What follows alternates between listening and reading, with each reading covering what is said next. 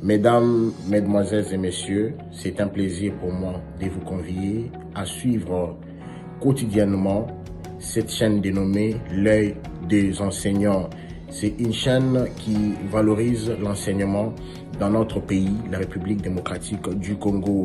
Quand on parle de l'enseignement, on voit directement l'enseignant ainsi que l'apprenant qui est l'élève et l'étudiant.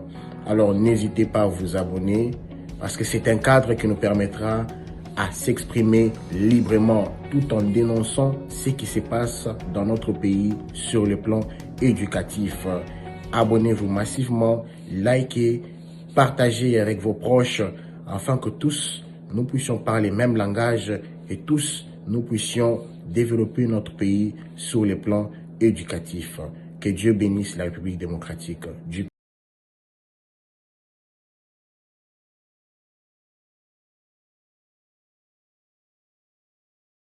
Mesdames et messieurs, bienvenue. Bonjour ou bonsoir selon que vous nous suivez. Nous nous retrouvons dans ce magazine Le Pape arrive dans un autre décor, celui de l'Université catholique du Congo.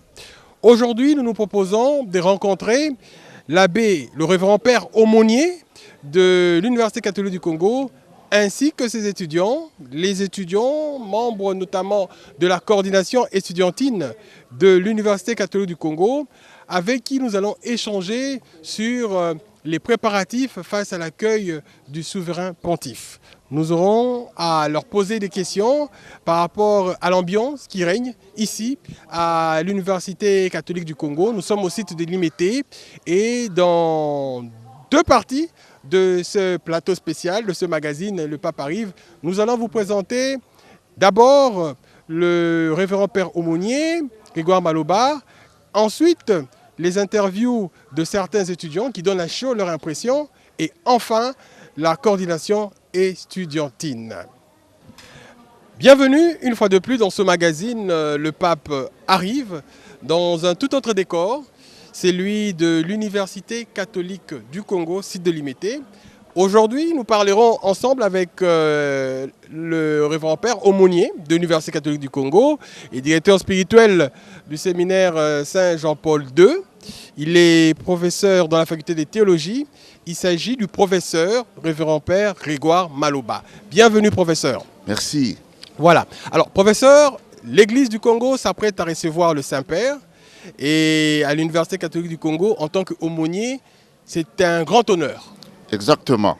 Vous savez, le Saint-Père était annoncé visiter notre pays, la RDC, au mois de juillet 2022. Tout le monde était content de recevoir, d'accueillir chaleureusement le Saint-Père. Malheureusement, sa visite avait été différée. Non seulement nous étions déçus, mais aussi on s'est demandé, le pape viendra-t-il pas? Heureusement, l'annonce prochaine de sa venue pour nous, une bonne nouvelle. Donc l'Université catholique, elle aussi, se prépare, comme tout le peuple congolais en général et les catholiques en particulier, à recevoir le Saint-Père sur notre propre sol. Donc nous sommes très contents de sa venue. Révérend père, cher professeur, l'Université catholique du Congo est pontificale. Et vous, en tant qu'aumônier de cette université, cette venue, cette visite du pape représente quoi en vous?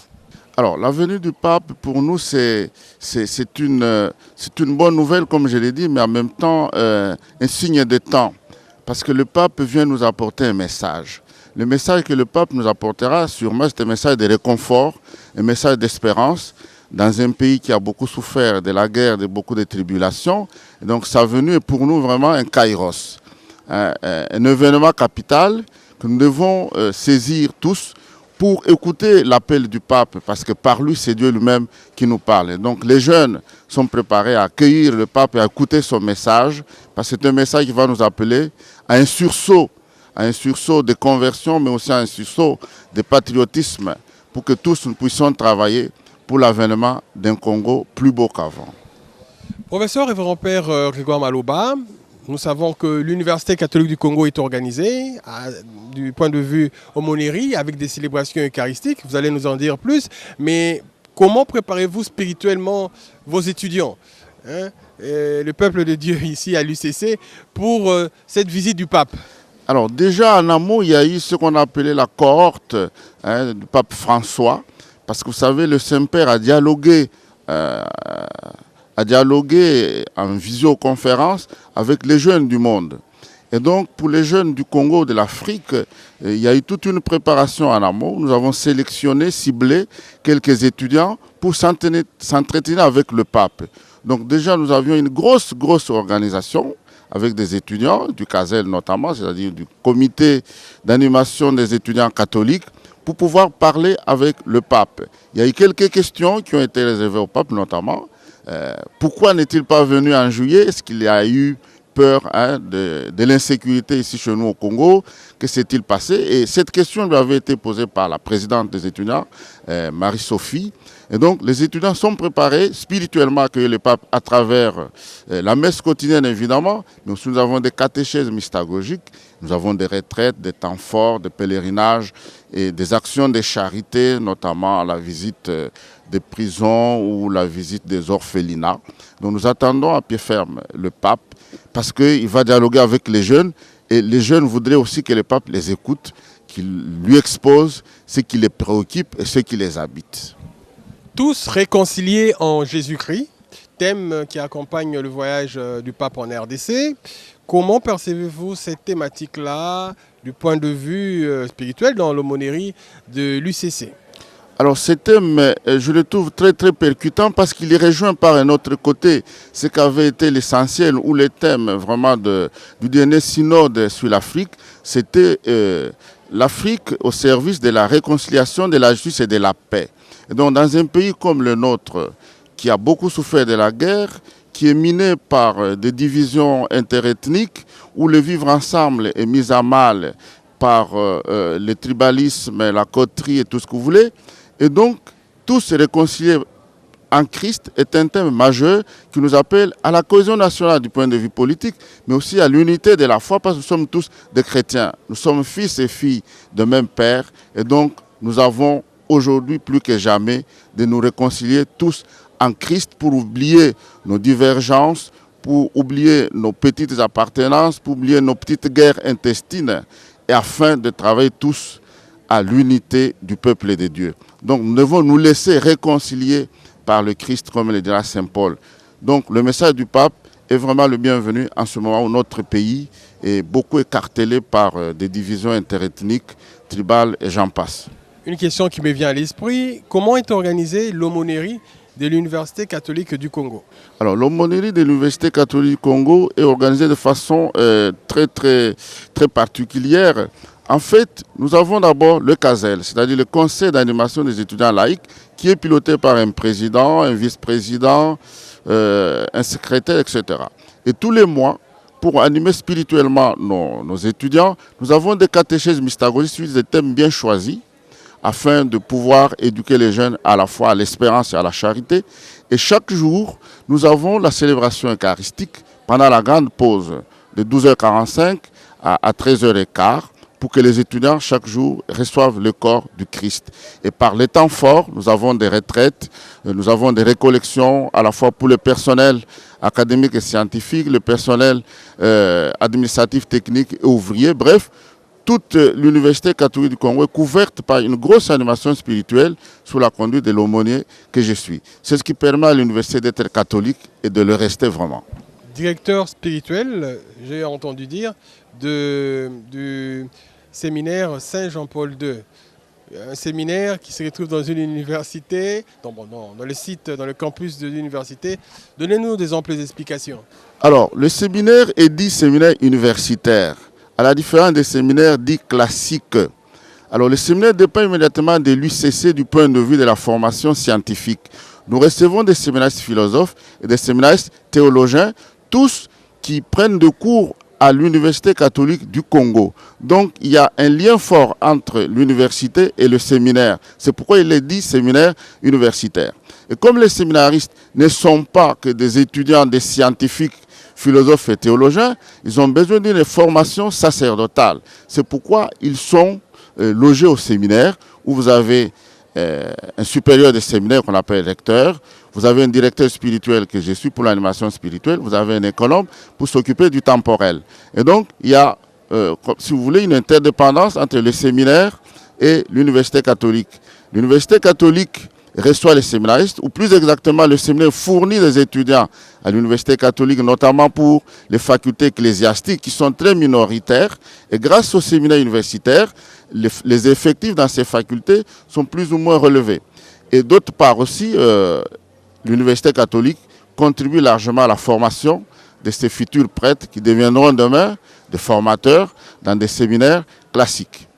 Comment organisez-vous, professeur révérend père Grégoire Maloba, la venue du Saint-Père du point de vue aumônerie? Nous savons que le 1er, il y a la messe Andolo, et le 1er février, et le 2 février, c'est la grande rencontre avec les jeunes au stade de Martyrs. Les étudiants de l'UCC, comment sont-ils préparés? Alors, les étudiants de l'UCC sont préparés. Nous avons procédé à un enregistrement de quelques étudiants qui voudraient parler, dialoguer avec le pape.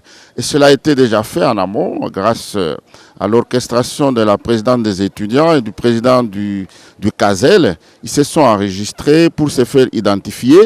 Et ils tiennent coûte que coûte à entendre, à écouter le pape, mais aussi à lui poser les questions qui les habitent, qui les préoccupent, pour qu'il y ait vraiment un dialogue de pères avec leur fils, le pape, qui parle aux jeunes, ces jeunes qui sont en attente, ces jeunes qui sont assoiffés d'écouter, de voir le pape leur parler et aussi de l'entendre de plus près. Donc tous les étudiants sont vraiment préparés, ils sont vraiment de pied ferme pour la venue du pape, ils sont prêts à l'accueillir. Nous avons déjà préparé un certain nombre de tricots, de t-shirts, ainsi que des caligos, des affiches, comme vous le voyez sur les fonds, pour la grande visite du pape, qui est pour nous un grand événement unique, parce que c'est la première fois que le pape François vient visiter notre pays. Votre mot de conclusion? Alors, mon mot de conclusion est le suivant. Je suis très content de la venue du pape. Nous souhaitons la bienvenue ici chez nous. C'est un messager d'espérance. Il vient au nom de Dieu. Et donc, pour nous, c'est un apôtre. Le pape vient en visite apostolique. Et donc, nous lui souhaitons vraiment la bienvenue. Nous attendons impatiemment sa venue et son message d'espérance. Merci. Nous recevions le professeur révérend père Grégoire Maloba, aumônier de l'Université catholique du Congo et professeur de théologie. Et nous rencontrerons également les étudiants de l'UCC très bientôt. Merci. Merci. Je réponds au nom de Karine Goï. Je suis étudiante en droit et j'évolue aussi dans l'entrepreneuriat. Je salue tout d'abord l'arrivée du pape. Parce que je commence par dire que cette année, c'est une année déterminante pour notre pays. Nous sommes dans les préparatifs des élections. Nous avons aussi besoin de nous préparer spirituellement. Et le fait que le pape visite la RDC en 2023, et plus précisément au mois de janvier, c'est vraiment une très bonne chose, c'est-à-dire tout va bien commencer. Je souhaite la bienvenue au pape. Je salue toutes les congrégations catholiques qui se sont unis pour bien préparer cet accueil. Je m'appelle Jenny Kazadi, je suis étudiante de l'UCC en L2, sciences politiques. Je m'appelle Marie Kondo, je suis étudiante en L2 Sciences Po. Je veux juste souhaiter la bienvenue au pape, et de bonnes choses. Peut-être il peut venir pour nous rapporter un plus pour nous enseigner ou soit juste la bienvenue seulement. Oui, je suis catholique, c'est obligé. Saint-Gabriel. Je souhaite juste le bienvenu et que son arrivée nous apporte de bonheur dans nos études, dans la vie quotidienne. Après avoir échangé avec l'aumônier de l'Université catholique du Congo, nous voici dans un tout autre décor avec les étudiants, la coordination des étudiants de l'UCC. Bonjour. Bonjour. Nous sentons que nous sommes en présence des étudiants. Nous commencerons par celle qui est tout juste en face de moi. Bonjour mademoiselle, comment on vous appelle? Bonjour, je suis Marie-Sophie Katolo, étudiante en Master 2, Finance, Banque et Assurance, présidente de l'Université catholique du Congo. Présidente des étudiantes. Juste en face de vous? Moi c'est Obed Michael Mouilamboué, étudiant en Master 2 droit public à l'UCC et président du comité d'animation spirituelle des étudiants laïcs, donc le CASEL. CASEL. Et juste ici, nous sommes en présence de... Bonjour, je réponds au nom de Amici Pierre Dieu les veut, je suis étudiant en Master 2 droit privé et judiciaire et actuellement je suis le délégué facultaire de la faculté de droit à la prestigieuse Université catholique du Congo. La prestigieuse, bien dit. Alors, chère présidente, oui, Marie-Sophie? Oui, j'ai oublié. Oups. Bonjour. Bonjour. Je me présente Lisa Katunda. Je suis étudiante en L3 sciences politiques et je suis vice-commissaire d'une commission au sein de l'université, la Dynamique Femmes UCC. Dynamique Femmes, bien. Alors, chère présidente, savez-vous que le Saint-Père vient en République démocratique du Congo du 31 au 3 février? Oui, on est vraiment au courant de l'accueil, on est vraiment au courant de l'arrivée de sa sainteté parmi nous et c'est vraiment une joie immense pour nous en tant qu'étudiants. Comment la coordination estudiantine de l'UCC s'apprête-t-elle à recevoir, à accueillir le souverain pontife? Déjà, nous avons commencé à en parler aux étudiants dans nos 2 campus parce que l'Université catholique n'a pas que ce campus de Limité et on a encore un autre à Mongafula.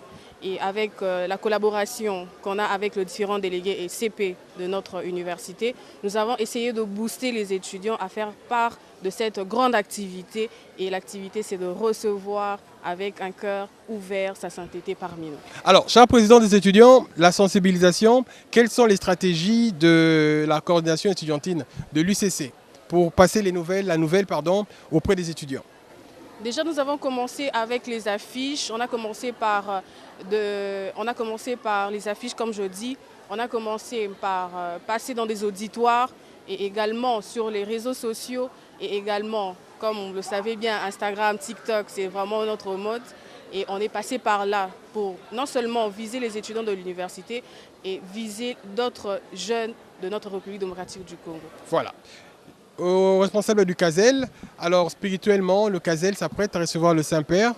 Évidemment, il s'est de souligner qu'au mois de novembre, le pape François avait une discussion avec certains étudiants africains. Et lors de cet échange, ces étudiants avaient réitéré l'invitation au pape. Il avait promis de venir. C'est une grande joie pour nous. De notre côté, on va se préparer par différentes messes, par différentes activités pour que le voyage se passe sous le thème de la paix. Voilà. Tous réconciliés en Jésus-Christ. Juste à côté, la vice-commissaire, le pape en RDC, 38 ans après, vous allez le vivre cette fois-ci. Vos impressions? En tout cas, nous sommes vraiment heureux de le recevoir ici, au sein de notre grand pays. Nous nous mobilisons déjà pour bien le recevoir et nous avons hâte à le recevoir au stade de Martyrs car le 2 février. Oui, le 2 février au stade de Martyrs pour la rencontre avec les jeunes. Oui. Et le délégué, vos impressions?